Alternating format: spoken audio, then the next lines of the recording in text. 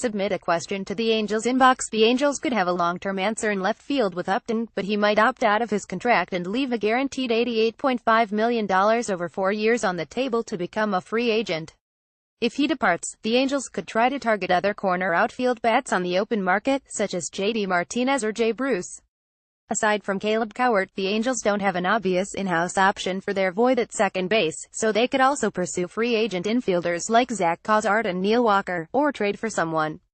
The Angels could use more production out of first and third base as well, but they have some internal options at the corner infield spots with C.J. Cron, Luis Valbuena, Cowart and Jeffrey Mart, so those positions could be less pressing.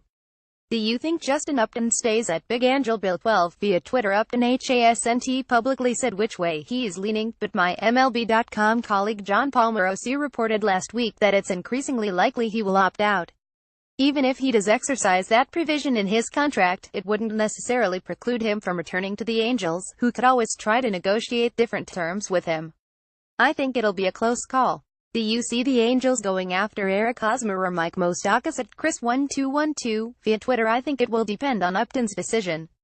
If he stays, the Angels will owe more than $110 million to 6 holdovers already under contract for 2018: Albert Pujols, Mike Trout, Andrelton Simmons, Cole Calhoun, Valbuena and Upton, which will likely lessen their chances of making another big commitment to a free agent this winter.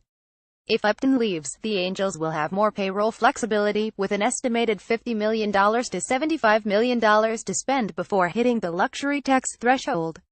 Overall, I think Hosmer and Moustakas could be fits for the Angels, as they play positions of need first base and third, respectively, and could provide much-needed offensive upgrades.